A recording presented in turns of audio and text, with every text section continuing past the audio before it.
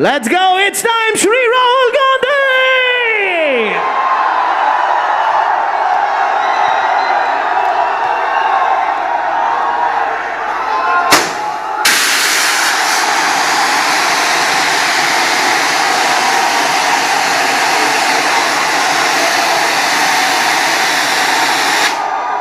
Oh my God.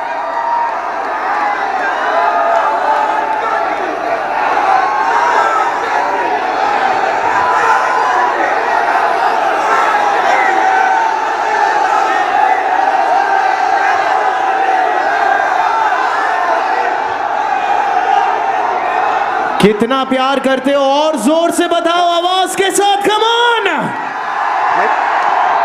Hello,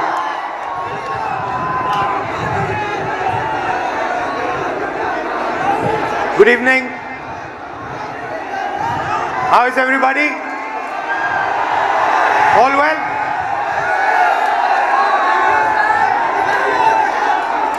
I'm very happy and honored to come to stand here in front of you, in front of you and Gota. And the reason I've come, I want to make absolutely crystal clear that this is not a political meeting. This is a meeting about you,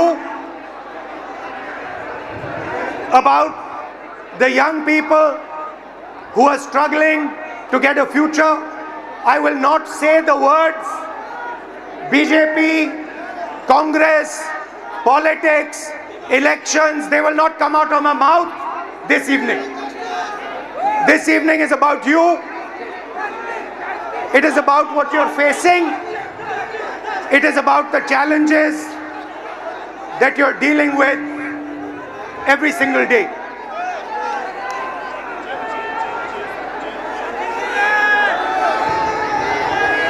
Some time back, I walked from Kanyakumari to Kashmir.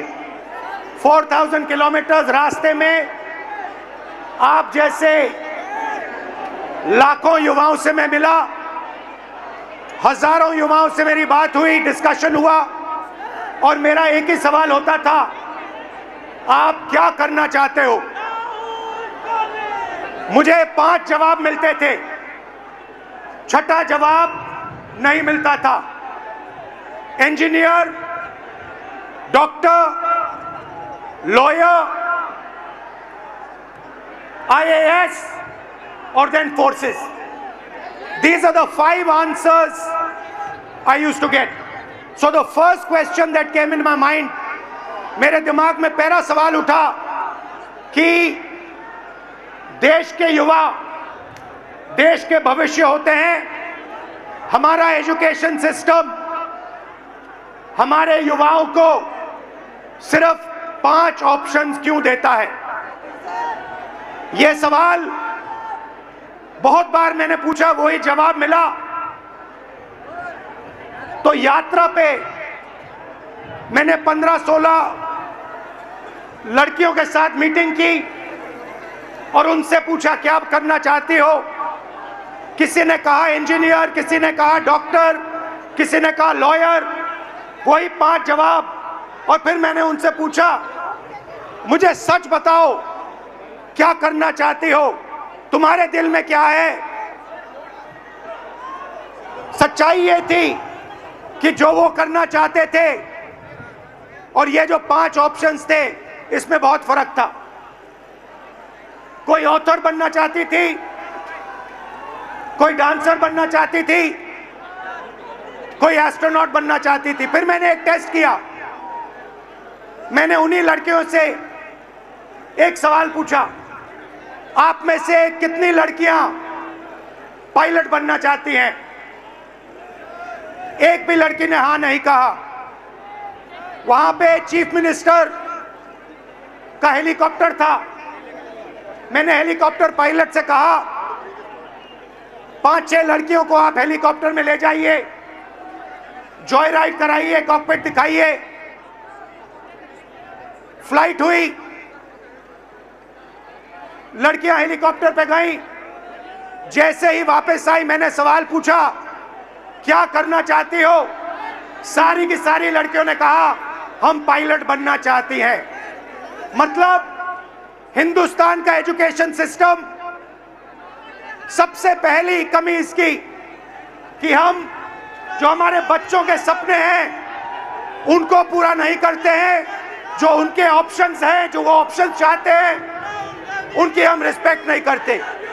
उसके बाद यात्रा के बाद मैंने education system के बारे में और थोड़ा सोचना शुरू किया। सवाल उठे। दूसरा सवाल, पब्लिक सेक्टर एजुकेशन सिस्टम क्यों खत्म हुआ और प्राइवेट सेक्टर का जो एजुकेशन सिस्टम है ये इतना महंगा क्यों है? और फिर कुछ दिन पहले मैंने अखबार खोला और मुझे यह दिखाई दिया, sorry, young people are India's future. Every one of you is unique and talented. India succeeds if you succeed, and India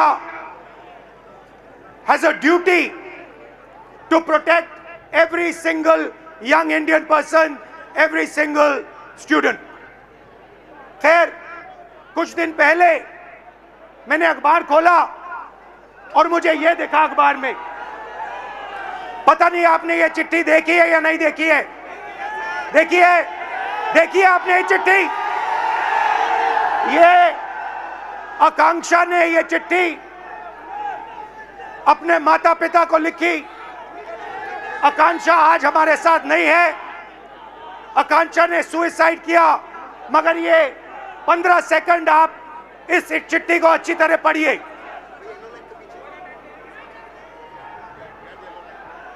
ये आकांक्षा डॉक्टर बनना चाहती थी। इनके पिता से कुछ दिन पहले मेरी बात हुई। पैरालाइज्ड हैं, कर्ज लिया।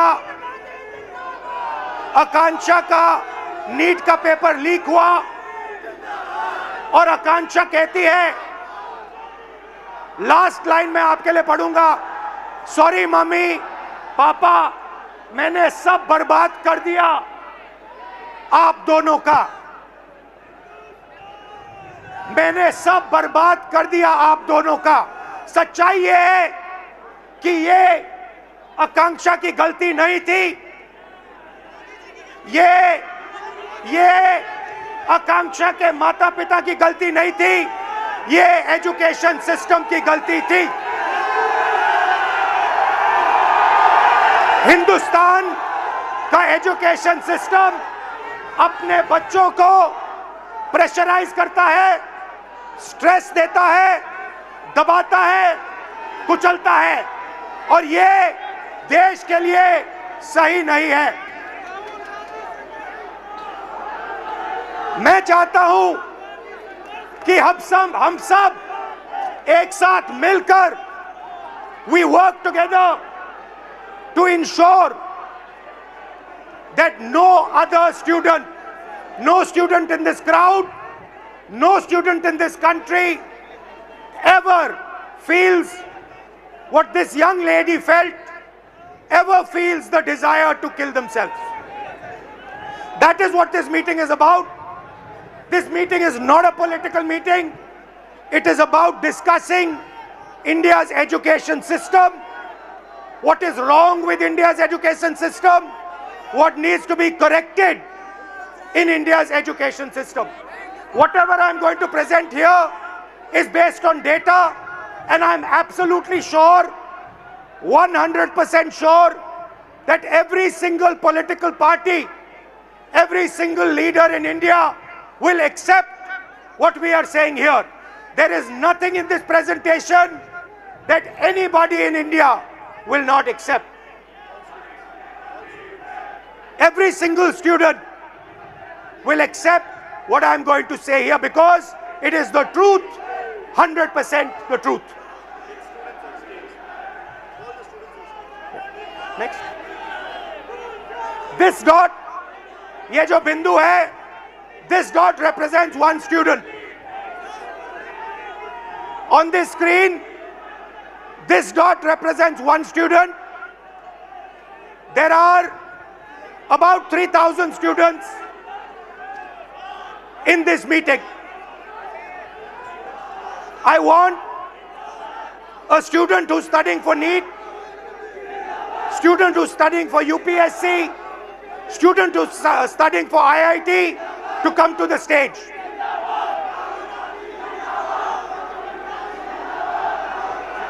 Can you tell them not to do naras? I'll do it right away. How are you? Check. Okay. सबसे पहले Is the mic working? सबसे पहले Mic working. एक सेकेंड सर ने भी एक बड़ी प्यारी सी रिक्वेस्ट की है। एक सेकेंड हमने आने के पहले क्या कहा था? हम पढ़े लिखे स्टूडेंट्स हैं, नारेबाजी करने नहीं आए हैं। देश का फ्यूचर बदलना है तो पहले सुनना पड़ेगा। Listen and then change. अभी कोई नारेबाजी नहीं, सर बात कर रहे हैं, सर कुछ बोलना चाह रहे हैं। अब पहले कुछ बच्चों को बुलाते हैं जो आप ही लोग के बीच में से आए हैं। आपके नजदीक कोई नारेबाजी करे तो बोलो ठीक है भाई 5 मिनट बात करना, अभी रुक जाओ। Let me call upon sir, we have some kids who would like to come up and want to share their stories with you. So ये randomly हमने select किया था, इनका enthusiasm देख के we have Soumya Meena, Sania Gupta, Himanshu Dangi, Hanshvi and Zishan Alam. Please join us on stage, guys. Please join us. Hello. Nice to see you. Thank you, sir. Hello. Nice to see you. What's your name? Soumya. Himanshu. No, I said. Hello, sir. Come. Guys, go ahead, please. Just introduce yourself. Hello, everyone. Myself, Soumya Meena. Hello, everyone. Myself, Soumya Meena, and I'm a JEE aspirant. Hello, I am Sania Gupta and I am preparing for NEET exam. Hello, my name is MD Come. Zishan Alam. I'm preparing for NEET. Hello, my name is Himanshu Dangi और मैं भी आपके जैसे एक NEET aspirant हूँ। Hello, my name is Hansvi and I am a UPSC aspirant. So why NEET? Why did you guys choose NEET? Sir, जो NEET है, doctor, सबसे पहली बात तो डॉक्टर एक बहुत बड़ा टर्म है। किसी भी मतलब जैसे अभी कोई बीमार हो गया तो किसी भी एक बंदे की लाइफ हमारे हाथ में होती है। मतलब अभी तो मैं नीट के लिए तैयारी कर रहा हूँ, तो जैसे नीट का पेपर लीक हुआ तो पूरी होप टूट गई है। डॉक्टर बनने के लिए आदमी, कोई भी व्यक्ति इतना मेहनत करेगा, 2-2, 3-3 साल मेहनत करेगा, फिर पेपर देगा वो, और फिर उसको बता दिया जाता है कि तुम्हारा पेपर लीक हो गया और फिर तुम्हें वापस पेपर देना है, तो होप टूट गई। तो आपके अंदर जो भावना थी, आपके अंदर जो भावना थी, लोगों की मदद करने की भावना थी, आप क्यों कर रही हैं?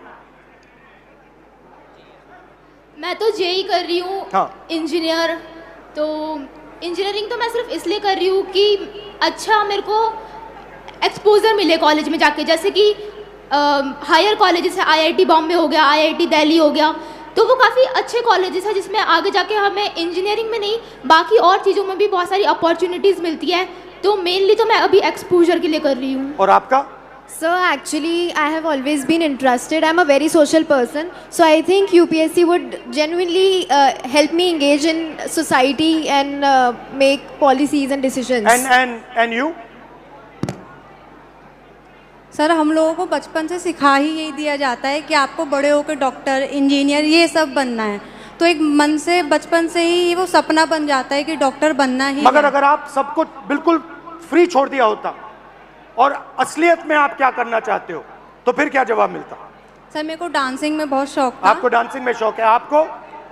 सर, हमको डॉक्टर ही बनना था। डॉक्टर मेरे बनना? जो अंकल थे वो हार्ट अटैक से डेथ कर गए थे 2019 में, तो इसीलिए मैं मतलब अर्जेंट मतलब वो उन्हें नहीं मिला, तो इसी की वजह से वो डेथ कर गए। तो बस इसी के कारण मैं डॉक्टर बनना चाहता हूँ। और आप? अगर आपको पूरी फ्रीडम दिया गया तो क्या करोगे आप? सर, नीट ही करोगे, डॉक्टर ही बनोगे?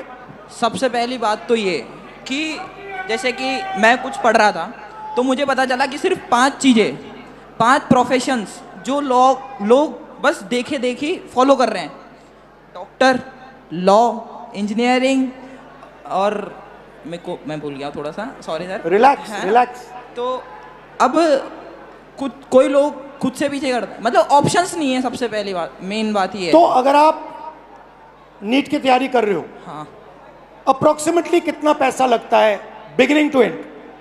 बिगनिंग टू एंड, अगर आपको ऑफलाइन अच्छी कोचिंग में तैयारी करनी है, अगर आप 11 से आ रहे हो, मिनिमम 3 लाख रुपए तो कोचिंग फीस है 2 साल की। फिर उसके अलावा हॉस्टल फीस 10,000 रुपये मिनिमम मंथली, रूम मतलब जिसमें खाना वाना सब आ गया। फिर उसके बाद पर्सनल एक्सपेंसेस भी रहते हैं, तो 2-3 हज़ार वो, तो मोटा मोटा आप मानिए 1,20,000 हॉस्टल की फ़ीस हो गई, 1.5 लाख अपना 1 साल की कोचिंग की फ़ीस हो गई, और 15-20 हज़ार एक्सपेंस भी हो जाते हैं बच्चों के, जैसे बाहर रहते हैं, कभी कुछ खा लिया। तो आप मानिए 4 lakh 4 lakh. Everybody agrees? Yes sir. Approximately 4 lakh. Yes sir. 4 lakh. Now आपके फैमिलीज ने लोन लिया है? कितना लोन लिया है? 2 लाख। 2 लाख। पापा क्या करते हैं? फार्मर हैं। किसान हैं। 2 लाख का लोन लेना आपके लिए आसान था, फैमिली के लिए आसान था? आसान तो मिडिल क्लास के लिए नहीं रहता है, मगर एफोर्ड करना ही पड़ता है, कंपलसरी है, कंपलसरी। अगर लोन नहीं लेंगे तो आगे सिस्टम में नहीं जा सकते। आपकी फैमिली ने लोन लिया? सर लोन तो नहीं लिया था, लेकिन अगर हम गवर्नमेंट एग्ज़ाम जैसे नीट प्रिपरेशन की तैयारी प्रिपेयर कर रहे हैं, और अगर हमारा नहीं क्लियर हुआ तो हम मतलब इंडिया में गवर्नमेंट सीट्स इतनी कम है कि हम प्राइवेट के लिए सोच भी नहीं सकते, क्योंकि उनकी फ़ीस बहुत ज़्यादा है। और भी ज़्यादा है? बहुत ज़्यादा है। जैसे 24 लाख बच्चे हर साल अपेयर करते हैं नीट एग्ज़ाम में, उसमें से 80,000 सीट्स है जो गवर्नमेंट है, तो 23 लाख बच्चों को ना चाहते हुए भी हारना पड़ता ही है। तो उनके लिए प्राइवेट से करने के लिए ऑप्शन बचता ही नहीं है, क्योंकि हर मिडिल क्लास फैमिली 1 करोड़ रुपये अफोर्ड नहीं कर सकती है। तो पैसा आपके जेब से? हाँ। Yes sir. आपके फैमिली के जेब से? Yes sir. रिस्क आपका? Yes sir. डैमेज हुआ तो आपका? Yes sir. रिवॉर्ड की बात करते हैं, सक्सेस को डिफाइन करते हैं। यूपीएससी चांसेस क्या है? Real actual chances, if I say to you, ठीक है, you are a brilliant girl, brilliant student, what do you think your chances of becoming an IAS officer actually are? Sir, no matter how much brilliant a student is, but I think chances are still 1 out of 100. 1 out of 100? Exactly, 0.01%. She's saying IAS officer chances approximately 1 out of 100. What about IIT? What do you think are the chances? IIT में जाने का क्या chance है? Sir, 16 lakh students are appearing almost for IIT JEE, and if we consider NIT, triple IT. No, IIT, because Okay. you want IAS, you want IIT, IIT. you want NEET, doctor. Yes, sir. So IIT, you want to go in there, you want to be an IIT graduate. What are your actual chances? Do you think, what are you actually facing? Sir, if we consider only IIT, then there are 0.1 chances. Good Small IITs. chances. Yes, sir. Low chances, okay? Very low And chances. NEET?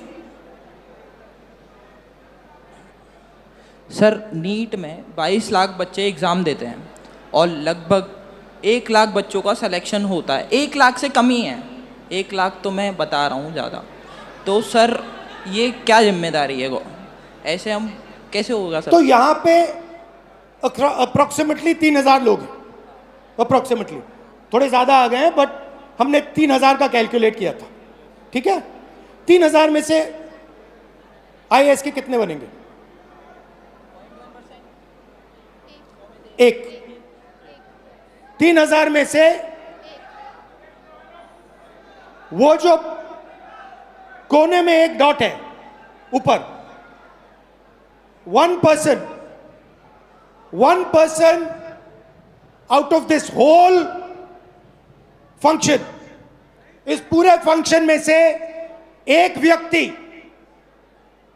सिर्फ एक व्यक्ति IAS में जा सकता है। इस पूरी भीड़ में से आईआईटी में कितने जाएंगे? सर आईआईटी में भी ज़्यादा सीटें तो नहीं है, एक 30। या दो इस पूरी भीड़ में से, सकते हैं। इस पूरी की पूरी भीड़ में से 30 लोग, सिर्फ 30 लोग, मतलब यहां पे जो खड़े हैं वो आईआईटी में जाएंगे। और नीट का दिखा दीजिए, 180 लोग 3000 में से, इस पूरी भीड़ में से 180 लोग नीट में डॉक्टर बनेंगे। These are the odds you are actually facing. You are facing 1 in 3000. You are facing 30 in 3000. You are facing 118 in 3000. And this group of people, these are the best that we have. So you are not competing with ineffective, incompetent people. You are competing with the best in the country, and these are your odds. I think this is a crime. I think this is an insult to every single young person in this country. These are not the odds that our young people should be facing. You are very brave. You are very strong. That's a different matter. But this is stressful, this is unfair, and this is brutal. The Indian education system is a rejection system. It is not a selection system. That is the fact that we are facing. Right? Do you agree with this? Yes, sir. Now, I don't mean to discourage you, because you should dream. And I'm pretty sure that you will succeed. Right? But what I want to tell this country is that you are facing extremely difficult odds. That is why we had the tragedy that we had. This is not the type of stress that we should be putting our children under. And that is really the main message I want to give in this meeting. First message, we are causing too much pain, too much stress, too much unhappiness to our future generation. Second message, we are only allowing them to do 5 things. We are not allowing her to become a dancer. We are not allowing him to become an astronaut. We are not allowing her to do something she's passionate about. Now the question arises, why is India only asking its children to do 5 things? And the answer to that question is money. The answer to that question is money. Because the system के पैसे सिर्फ इन 5 रास्तों से बनते हैं. ये मैं आपको नीट का उदाहरण देना चाहता हूं. देखिए इसको. आप ये नीट का एग्जाम ले रहे हो. थोड़ा इस साइड आ जाओ so crowd can see. This is the NEET exam. And this figure is an insult to this country. This is a crime. Now let me explain. मैं समझाता हूं ये क्या है. इसको आप समझिए. नीट में 22 लाख स्टूडेंट्स एग्जाम लेते हैं. 22 लाख स्टूडेंट्स एग्जाम लेते हैं नीट का. उनकी फैमिलीज में से, आपकी फैमिली में से 1.32 लाख करोड़ रुपए हर साल लिए जाते हैं. 1,32,000 करोड़ रुपए 22 लाख परिवारों के जेब में से खींचा जाता है. भाई और बहनों, जितना पैसा एक साल में ये 22 लाख लोग देते हैं, उतना ही पैसा हिंदुस्तान की सरकार अपने पूरे के पूरे एजुकेशन बजट में डालती है। 22 लाख लोग एक एग्जाम के लिए एक साल में उतना पैसा देते हैं जितना हिंदुस्तान की सरकार अपने पूरे के पूरे एजुकेशन बजट में डालती है। आप सोचिए इसके बारे में। बट बात यहां नहीं रुकती, बात इससे बहुत आगे जाती है। यह देखिए, 5 सबसे बड़े एग्जाम, यह आपका सपना है। यहां पे जो भी युवा आए हैं, यह आपका सपना है। SSC, UPSC, RRB, JEE, NEET, these are your dreams. 2 crore students take SSC, 5 lakh students UPSC, 3.58 crore students RRB, 15 lakh students JEE, 22 lakh students NEET. Most of the people who take these exams, most of them will not go through. NEET में से 3000 में से एक निकलेगा। JEE, UPSC आपका मैंने दिखाया, UPSC में से एक व्यक्ति निकलेगा, सॉरी, नीट में से 180। मगर पैसा देखिए इन 5 एग्जाम्स का, अच्छी तरह देखिए। 5 exams, Gen Z families, 3.5 lakh crore रुपया आपके जेब में से निकलता है, आपके परिवारों के जेब में से निकलता है, लोन से निकलता है, दर्द से, दुख से निकलता है। भाई और बहनों, जितना पैसा इन 5 एग्जाम्स में आपके परिवारों से निकलता है, उतना पैसा हिंदुस्तान की सरकार education budget, health budget, labour budget, science budget, women and child budget में डालती है। मतलब 5 मिनिस्ट्रीज का पैसा, बजट का पैसा हर साल इन एग्जाम्स के माध्यम से आपके परिवारों के जेब से निकाला जाता है। और फिर उसके बाद आपको कहा जाता है कि दरवाजा बंद है, आप आईआईटी में नहीं घुसे, आप नीट में नहीं घुसे, आप आरआरबी में नहीं घुस पाए।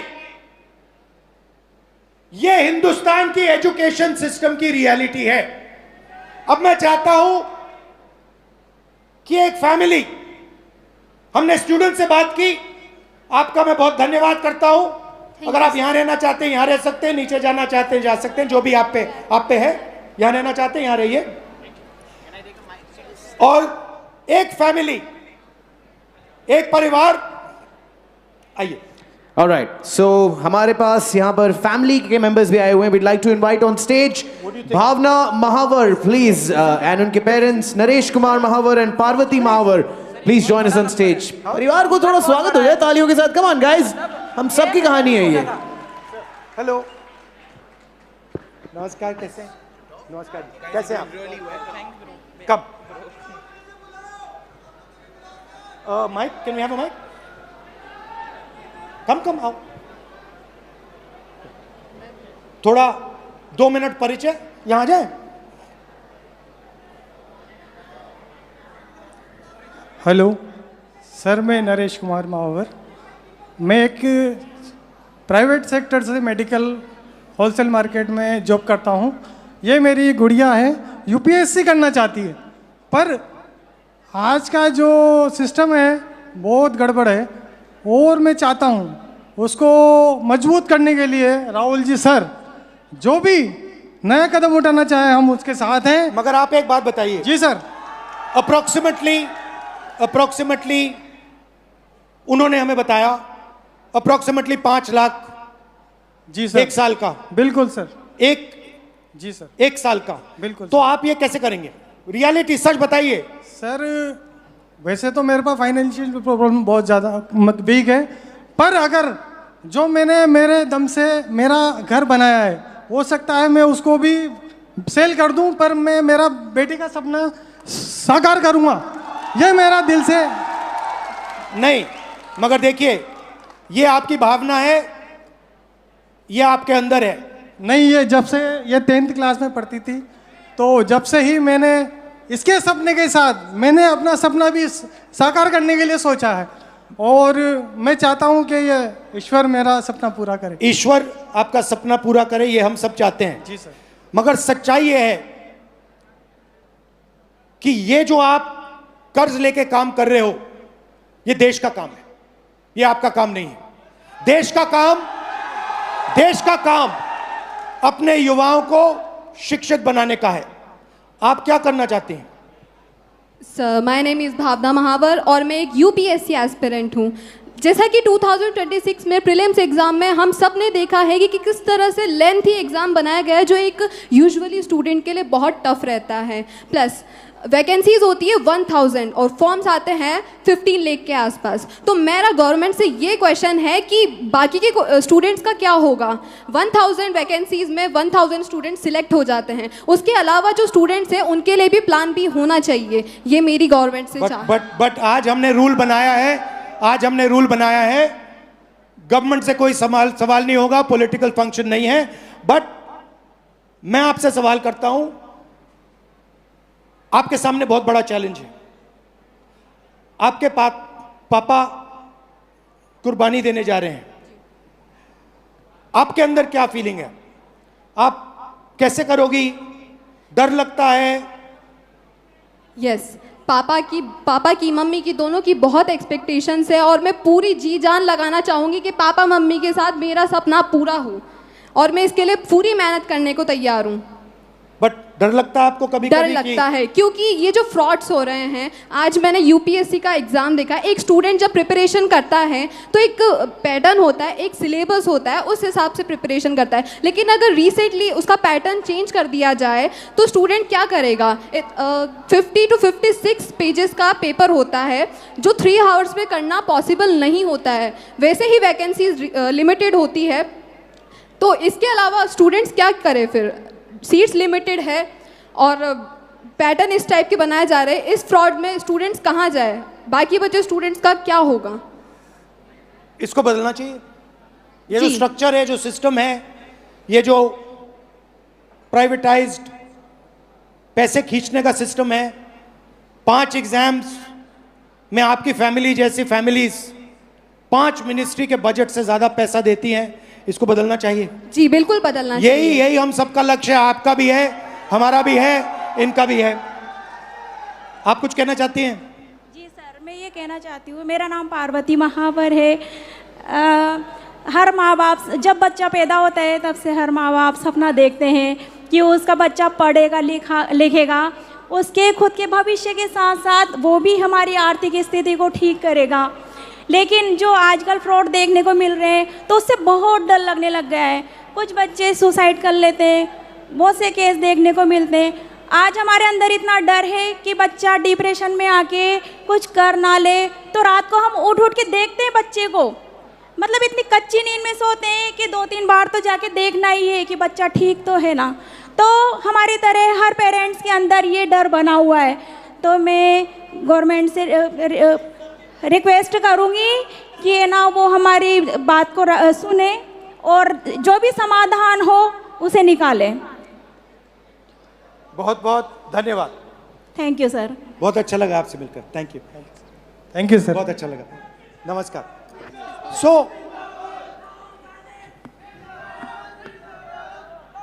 तो ये थैंक यू। तो ये है हिंदुस्तान का एजुकेशन सिस्टम। इसको देखिए अच्छी तरह।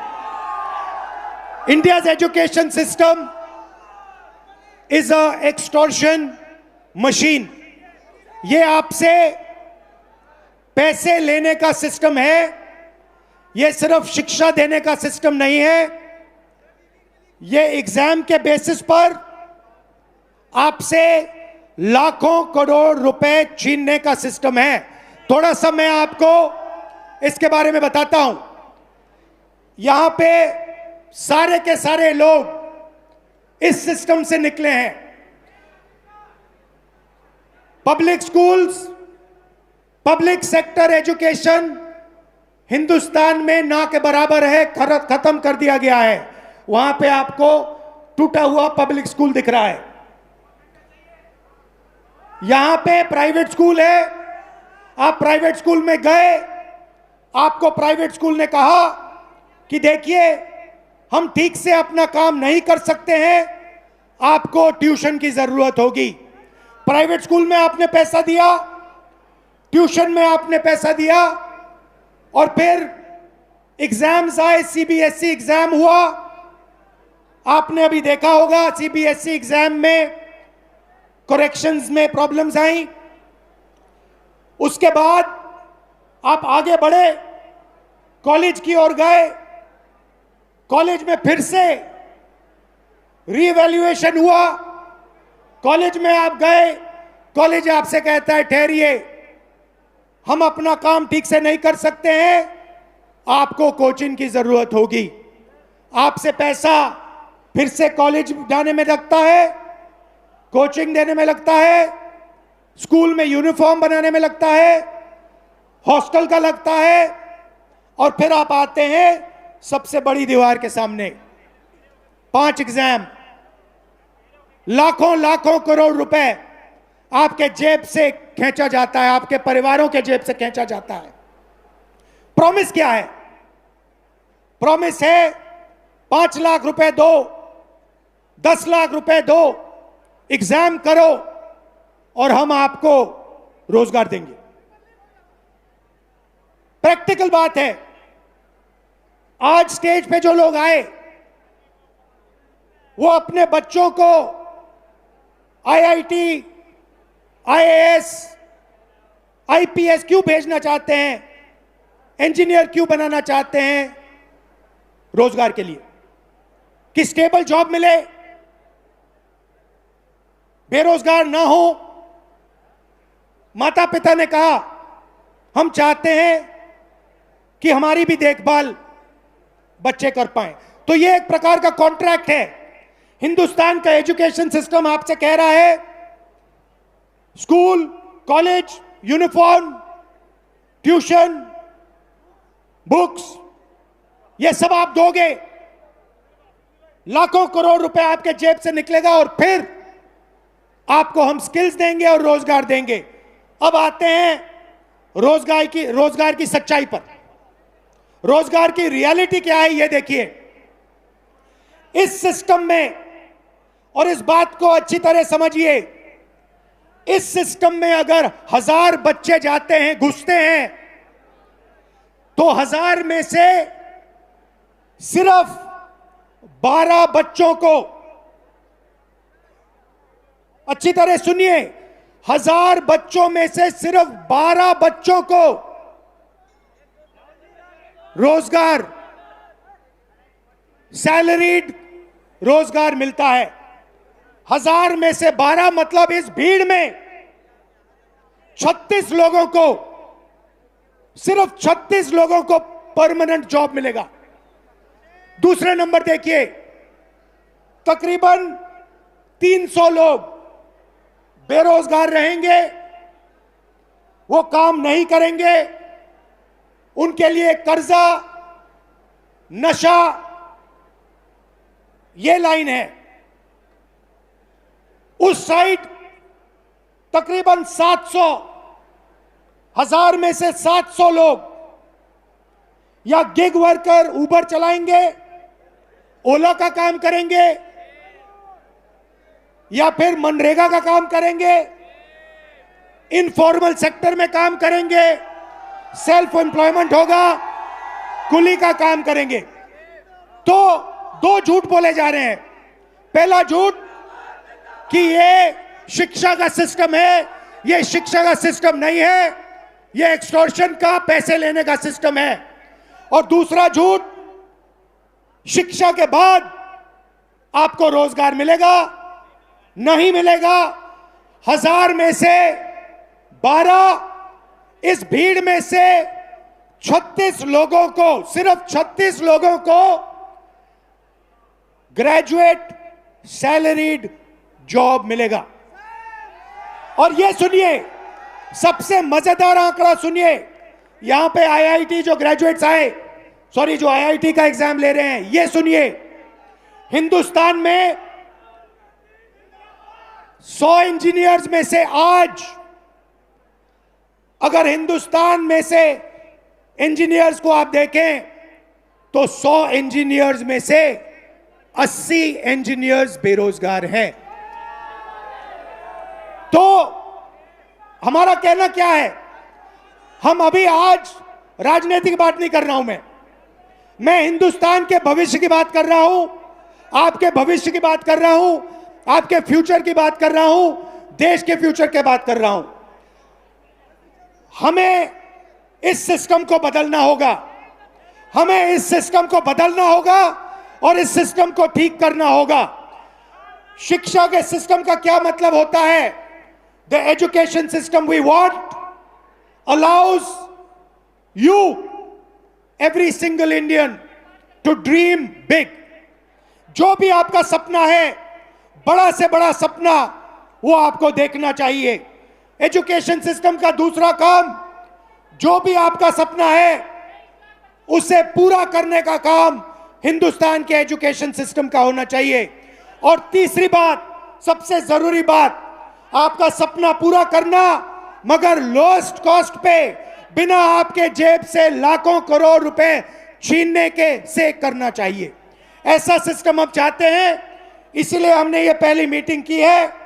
आपका मैं दिल से धन्यवाद करना चाहता हूं, आपके सुझाव चाहता हूं, आपके ओपिनियन चाहता हूं, आपका इनपुट चाहता हूं।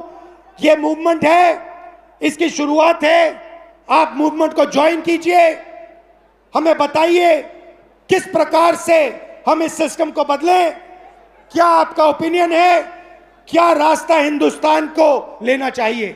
दिल से आपका धन्यवाद कहना चाहता हूं और फिर से याद दिलाना चाहता हूं, एजुकेशन सिस्टम हिंदुस्तान के सबसे गरीब मिडिल क्लास लोग से एक एग्जाम के लिए उतना पैसा छीनता है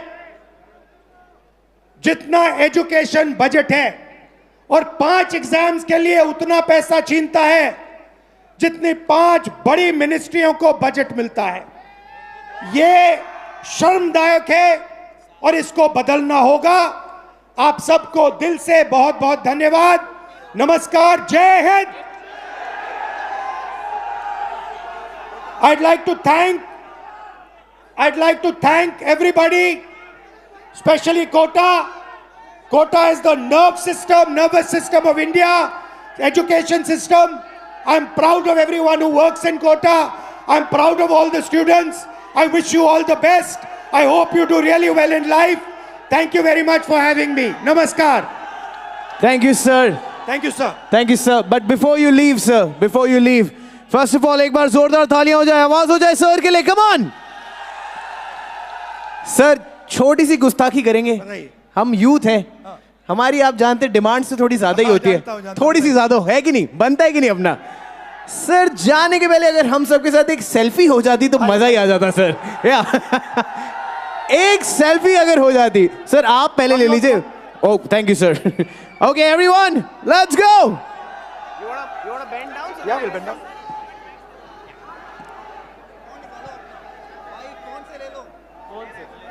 फोन से ले लो।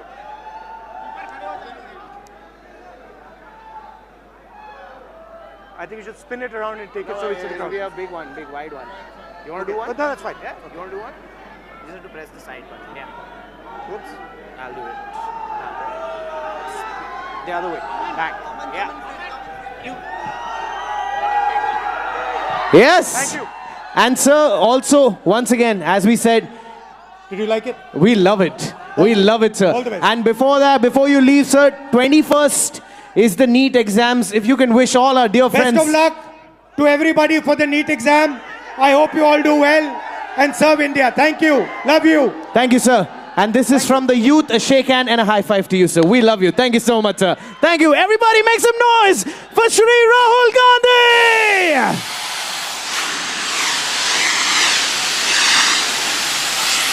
Come on.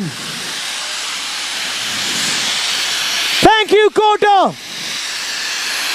जोरदार तालियां हो जाए.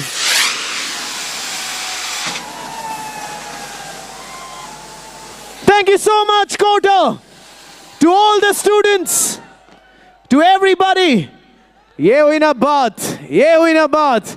बोलो भारत माता की.